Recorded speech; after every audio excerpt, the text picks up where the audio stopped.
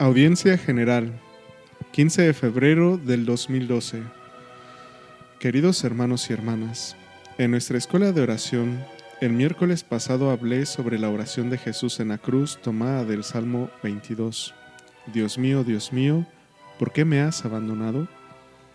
Ahora quiero continuar con la meditación sobre la oración de Jesús en la cruz, en la inminencia de la muerte. Quiero detenerme hoy en la narración que encontramos en el Evangelio de San Lucas. El evangelista nos ha transmitido 3 palabras de Jesús en la cruz, 2 de las cuales, la primera y la tercera, son oraciones dirigidas explícitamente al Padre. La segunda, en cambio, está constituida por la promesa hecha al así llamado buen ladrón, crucificado con él. En efecto, respondiendo a la oración del ladrón, Jesús lo tranquiliza. En verdad te digo, hoy estarás conmigo en el paraíso. En el relato de San Lucas se entrecruzan muy sugestivamente las 2 oraciones que Jesús moribundo dirige al Padre y la acogida de la petición que le dirige a él el pecador arrepentido. Jesús invoca al Padre y al mismo tiempo escucha la oración de este hombre al que a menudo se llama latro penitens, el ladrón arrepentido. Detengámonos en las 3 palabras de Jesús. La primera la pronuncia inmediatamente después de haber sido clavado en la cruz, mientras los soldados se dividen sus vestiduras como triste recompensa de su servicio. En cierto sentido, con este gesto se cierra el proceso de la crucifixión, escribe San Lucas. Y cuando llegaron al lugar llamado la Calavera, lo crucificaron allí, a él y a 2 malhechores, uno a la derecha y otro a la izquierda. Jesús decía: Padre, perdónalos porque no saben lo que hacen. Hicieron lotes con sus ropas y los echaron a suerte. La primera oración que Jesús dirige al Padre es de intercesión. Pide el perdón para sus propios verdugos. Así Jesús realiza en primera persona lo que había enseñado en el Sermón de la Montaña cuando dijo: A ustedes, los que me escuchan, les digo, amen a sus enemigos, hagan el bien a los que los odian. Y también había prometido a quienes saben perdonar, será grande su recompensa y serán hijos del Altísimo. Ahora desde la cruz, Él no solo perdona a sus verdugos, sino que se dirige directamente al Padre intercediendo a su favor. Esta actitud de Jesús encuentra una imitación conmovedora en el relato de la lapidación de San Esteban, el primer mártir. Esteban, en efecto, ya próximo a su fin, cayendo de rodillas y clamando con voz potente, dijo: Señor, no les tengas en cuenta este pecado. Y con estas palabras murió. Esas fueron sus últimas palabras. La comparación entre la oración del perdón de Jesús y la oración del protomártir es significativa. San Esteban se dirige al Señor resucitado y pide que su muerte, un gesto definido claramente con la expresión «este pecado», no se impute a los que lo lapidaban. Jesús en la cruz se dirige al Padre y no solo pide el perdón para los que lo crucifican, sino que ofrece también una lectura de lo que está sucediendo.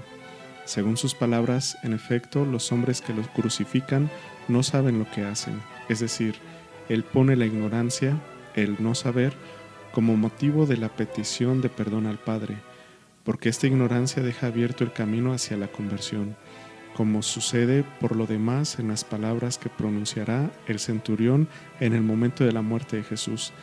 Realmente este hombre era justo, era el Hijo de Dios. Por eso es más consolador aún para todos los hombres y en todos los tiempos que el Señor, tanto respecto a los que verdaderamente no sabían, los verdugos, como a los que sabían y lo condenaron, haya puesto la ignorancia como motivo para pedir que se les perdone. La ve como una puerta que puede llevarlos a la conversión. La segunda palabra de Jesús en la cruz transmitida por San Lucas es una palabra de esperanza. Es la respuesta a la oración de uno de los 2 hombres crucificados con él. El buen ladrón ante Jesús entra en sí mismo y se arrepiente, y se da cuenta de que se encuentra ante el Hijo de Dios, que hace visible el rostro mismo de Dios y le suplica: Jesús, acuérdate de mí cuando llegues a tu reino. La respuesta del Señor a esta oración va mucho más allá de la petición. En efecto dice: En verdad te digo, hoy estarás conmigo en el paraíso. Jesús es consciente de que entra directamente en la comunión con el Padre y de que abre nuevamente al hombre el camino hacia el paraíso de Dios. Así, a través de esta respuesta, da la firme esperanza de que la bondad de Dios puede tocarnos incluso en el último instante de la vida, y la oración sincera, incluso después de una vida equivocada, encuentra los brazos abiertos del Padre bueno que espera el regreso del Hijo. Pero detengámonos en las últimas palabras de Jesús moribundo. El evangelista relata: era ya casi mediodía y vinieron las tinieblas sobre toda la tierra hasta las 3 de la tarde, porque se oscureció el sol. El velo del templo se rasgó por medio y Jesús, clamando con voz potente, dijo: Padre, a tus manos encomiendo mi espíritu. Y dicho esto, expiró. Algunos aspectos de esta narración son diversos con respecto al cuadro que ofrecen San Marcos y San Mateo. Las 3 horas de oscuridad no están descritas en San Marcos, mientras que en San Mateo están vinculadas con una serie de acontecimientos apocalípticos diversos como el terremoto, la apertura de los sepulcros y los muertos que resucitan. En San Lucas, las horas de oscuridad tienen su causa en el eclipse del sol, pero en aquel momento se produce también el rasgarse del velo del templo. De este modo, el relato de San Lucas presenta 2 signos, en cierto modo paralelos, en el cielo y en el templo. El cielo pierde su luz, la tierra se hunde, mientras en el templo, lugar de la presencia de Dios, se rasga el velo que protege el santuario. La muerte de Jesús se caracteriza explícitamente como acontecimiento cósmico y litúrgico. En particular, marca el comienzo de un nuevo culto, en un templo no construido por hombres, porque es el cuerpo mismo de Jesús muerto y resucitado que reúne a los pueblos y los une en el sacramento de su cuerpo y de su sangre. La oración de Jesús en este momento de sufrimiento: Padre, a tus manos encomiendo mi espíritu, es un fuerte grito de confianza extrema y total en Dios. Esta oración expresa la plena conciencia de no haber sido abandonado. La invocación inicial, Padre, hace referencia a su primera declaración cuando era un adolescente de 12 años. Entonces permaneció durante 3 días en el templo de Jerusalén, cuyo velo ahora se ha rasgado. Y cuando sus padres le manifestaron su preocupación, respondió: ¿por qué me buscaban? ¿No sabían que yo debía estar en las cosas de mi Padre? Desde el comienzo hasta el final, lo que determina completamente el sentir de Jesús, su palabra, su acción, es la relación única con el Padre. En la cruz, Él vive plenamente en el amor, su relación filial con Dios que anima su oración. Las palabras pronunciadas por Jesús después de la invocación Padre retoman una expresión del Salmo 31: a tus manos encomiendo mi espíritu. Estas palabras, sin embargo, no son una simple cita, sino que más bien manifiestan una decisión firme. Jesús se entrega al Padre en un acto de total abandono. Estas palabras son una oración de abandono llena de confianza en el amor de Dios.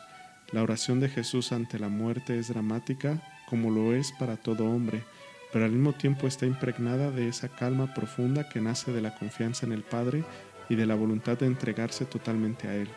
En Getsemaní, cuando había entrado en el combate final y en la oración más intensa y estaba a punto de ser entregado en manos de los hombres, le entró un sudor que caía hasta el suelo como si fueran gotas espesas de sangre, pero su corazón era plenamente obediente a la voluntad del Padre, y por ello un ángel del cielo vino a confortarlo. Ahora, en los últimos momentos, Jesús se dirige al Padre diciendo cuáles son realmente las manos a las que Él entrega toda su existencia. Antes de partir en viaje hacia Jerusalén, Jesús había insistido con sus discípulos: métanse bien en los oídos estas palabras: el Hijo del Hombre va a ser entregado en manos de los hombres. Ahora que su muerte es inminente, Él sella en la oración su última decisión.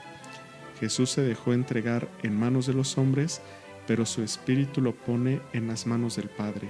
Así como afirma el evangelista San Juan, todo se cumplió. El supremo acto de amor se cumplió hasta el final, al límite y más allá del límite. Queridos hermanos y hermanas, las palabras de Jesús en la cruz en los últimos instantes de su vida terrena ofrecen indicaciones comprometedoras a nuestra oración, pero la abren también a una serena confianza y a una firme esperanza. Jesús, que pide al Padre que perdone a los que lo están crucificando, nos invita al difícil gesto de rezar incluso por aquellos que nos han hecho mal, nos han perjudicado sabiendo perdonar siempre. a fin de que la luz de Dios ilumine su corazón, y nos invita a vivir en nuestra oración la misma actitud de misericordia y de amor que Dios tiene para con nosotros. Perdona nuestras ofensas como también nosotros perdonamos a los que nos ofenden. Decimos cada día en el Padre Nuestro. Al mismo tiempo, Jesús, que en el momento extremo de la muerte se abandona totalmente en las manos de Dios Padre, nos comunica la certeza de que, por más duras que sean las pruebas, difíciles los problemas y pesado el sufrimiento, nunca caeremos fuera de las manos de Dios. Esas manos que nos han creado, nos sostienen y nos acompañan en el camino de la vida, porque las guía un amor infinito y fiel. Gracias.